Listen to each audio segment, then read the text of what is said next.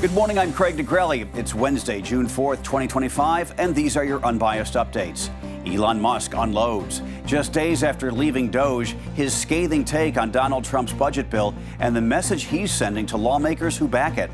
Plus, ICE moves fast, arresting the family of the suspected Boulder firebomber, why they could be deported within days. And another intruder at Mar-a-Lago. What he was after this time raised eyebrows and alarms. The stories that matter, clear and credible, from across the country to around the world. These are your unbiased updates from Straight Arrow News.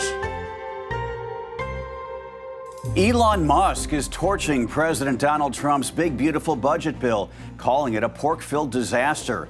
Less than a week after wrapping up his role as special government employee in the administration, Musk took to X, writing, "I'm sorry, but I just can't stand it anymore. This massive, outrageous pork-filled congressional spending bill is a disgusting abomination. Shame on those who voted for it. You know you did wrong. You know it."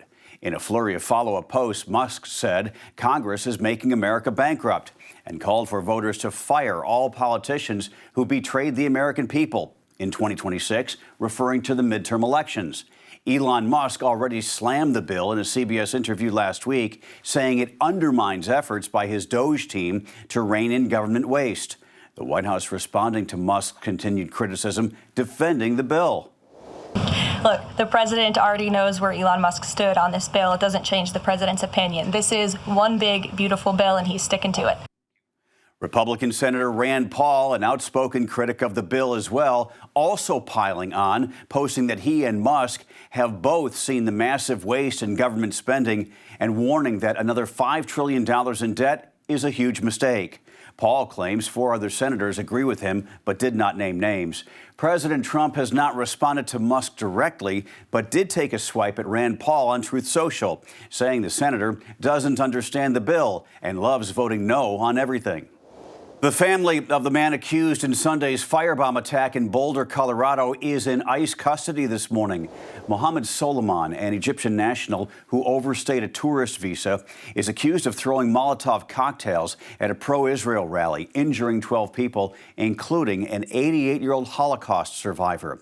Now his entire family is in the custody of Immigration and Customs Enforcement. Their visas have been revoked, and officials say they could be deported within days. Now, Mohammed's despicable actions will be prosecuted to the fullest extent of the law. But we're also investigating to what extent his family knew about this horrific attack, if they had any knowledge of it, or if they provided support to it.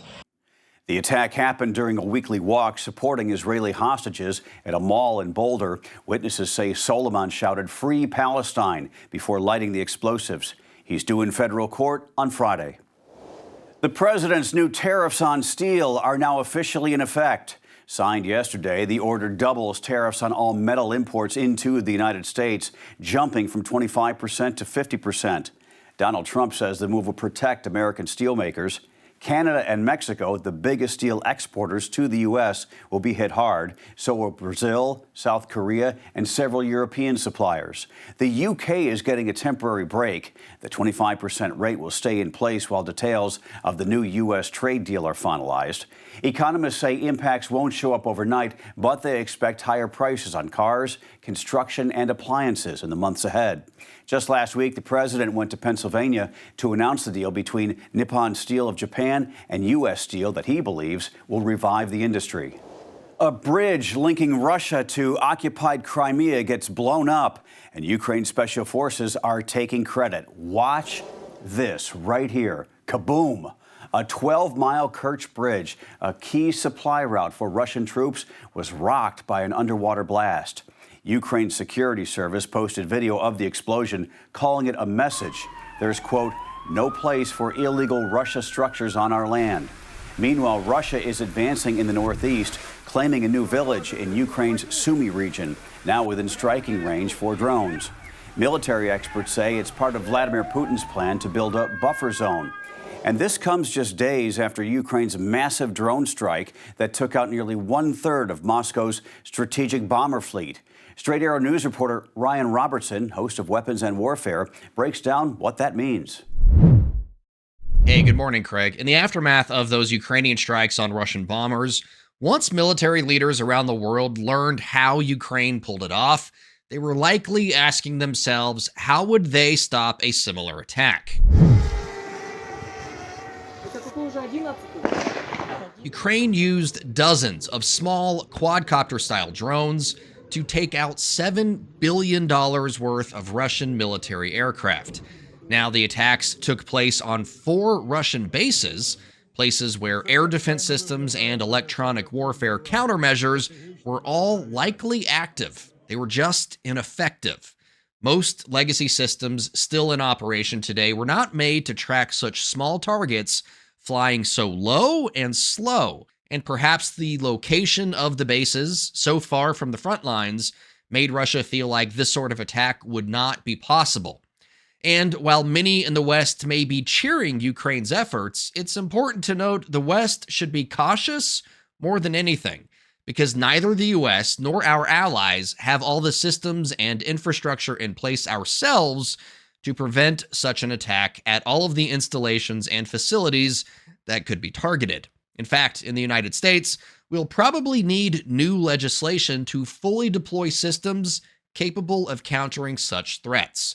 And while the Kremlin was still trying to figure out how much of its bomber fleet was still left unscathed, Ukraine's Secret Service launched another attack on the Kerch Bridge, this time securing charges under the surface of the water on the bridge's supports. The equivalent of almost 2,500 pounds of TNT was used in the attack, which Ukraine says left the bridge unsafe for use. The Kerch Bridge was built after Russia illegally seized Crimea in 2014.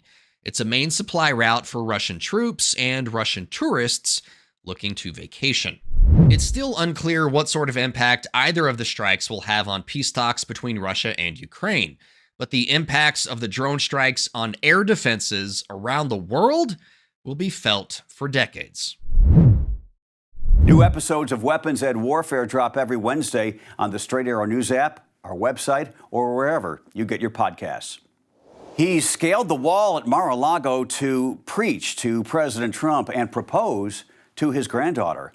Police in Palm Beach, Florida have arrested 23-year-old Anthony Thomas Reyes for jumping the fence early Tuesday. He told officers he was there to, quote, spread the gospel and marry 18-year-old Kai Trump.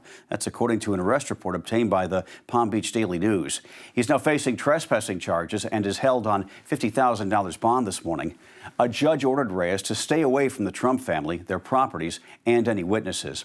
It's not his first visit. Arrest records show he was warned about trespassing at the estate last December.